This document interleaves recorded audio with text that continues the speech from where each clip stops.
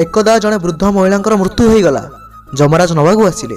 महिला जनक जमराज को पचारे आपण मत स्वर्ग को नेबाकू चाहूँगी ना नर्क को? जमराज कहले मु आपण को स्वर्ग किंबा नर्क को नेबी नहीं। तुम्हें यही जन्म रे बहुत पुण्य काम करू मु तुमको सीधा ईश्वर धाम को नहीं जीवी।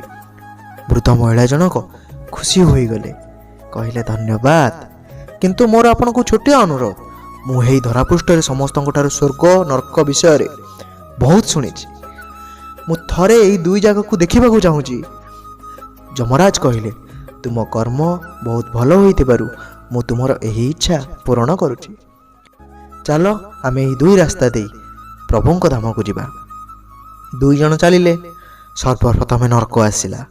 वृद्ध महिला जनक बहुत जोरे क्रंदनर शब्द शुणिले। से नर्कर समस्त लोके बहुत रोगाग्रस्त एवं विकलांग थिले। महिला जनक सेठार गोटे लोक को पचारे एठारे आपणकर एमती अवस्था कौन पाए? लोकटी मन दुखरे कहला आउ केमिति होइता? मृत्यु पर आमे जेबेठु एई नर्क को आसीचु सेबेठारु आमे किछि भी खाद्य खाई नाउ। भोकरे आम आत्मा छटपट होउची। वृद्ध महिला जनकर नजर एक बड़ पात्र उपर पड़िला, जहाँकि लोकमानक पाखरु प्राय 100 फुट उच्चतार थिला। से विशाल पात्ररु अति सुंदर बास्ना आसुथिला। महिला जनक पचारिले ए पात्र रे कौन अछि? लोकटी मन दुखरे कहला ए पात्र रे सर्वदा स्वादिष्ट खीरी रे भरी रही थाए। वृद्ध महिला जनक कहले जदि एथिरे एते स्वादिष्ट खीरी अछि आपण आको मन भरी खाउ नांती कोन पई? भोकरे कोन पई छटपट हेउचंती? लोकटी कांदी कांदी कहला केमिति खाइबु? ए खाद्य परिपूर्ण पात्रटी आम पाखरु 100 फुट ऊपर थिबारु आमे केही भी आ पाखरे पहुंची पारु नाहु। एहा सुनी वृद्ध महिलार मन दुख होई गला।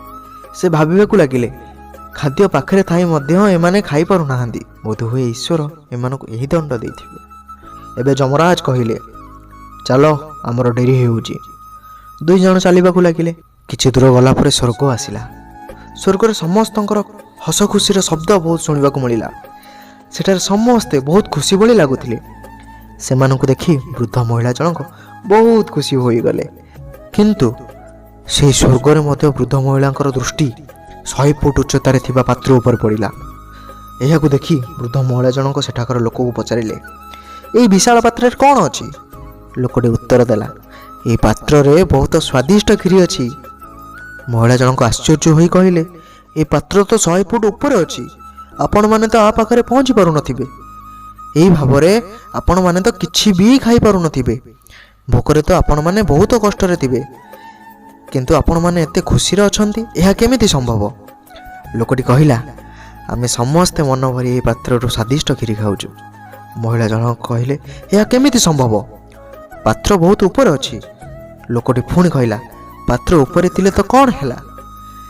एठारे बहुत गुड़िए वृक्षलता मान अछि। आमे माने एई गछर काठ गुडी को संग्रह कलु एवं ताकू काटी आमे एक विशाल सीढ़ी रो व्यवस्था कलु एवं एई काठर सीढ़ी सहायता रे आमे पात्र पाखरे पहुंची समस्ते एई स्वादिष्टकर खीरी रो आनंद नउचु। महिला जनक आश्चर्य होई जमराज को चाहिले। जमराज हसी हसी कहले भगवान स्वर्ग एवं नर्क उभय को मनुष्यर हाथ रे ही देइछंती। से जदि चाहिबो निज जीवन को स्वर्ग नहले नर्क करिदबो। ईश्वरंक पई तांकर सबु संतान समान। से कहा सहित भी भेदभाव करती नहीं, सेमानंकु समान परिस्थिति ही देई थांती। नर्करे मध्य वृक्षलता मान सबु किछि थिला, किंतु नर्कवासी बहुत अलसुआ अटंती। सेमाने चाहंती खीरी तांको पाखकु पळै आसु। सेमाने कोनोसी परिश्रम किंबा कष्ट करिबाकू चाहू नथिले, एथिपाई भोकरे छटपट होउथिले। एहा ही ईश्वरंक नियम अटे, जे कर्म करिबो परिश्रम करिबो ताकू ही मिठा फल खाइबाकू मिलिबो। स्वर्गर स्वप्न छाड़ी दियो, नर्कर डर मध्य छाड़ी दियो। चिंता कर आपणक पई कहा मनरे केबे दुख न आसु, आ सब भगवानक ऊपर छाड़ी दियो। कथाटी को नेकी आपणक मत कोन कमेंट निश्चित करिवे। जदि भिडियोटी आपणक भल लागिछि तेबे आपणक प्रियजन मानकु शेयर करिदेबे। रहुछि मो अविनाश परिडा। धन्यवाद।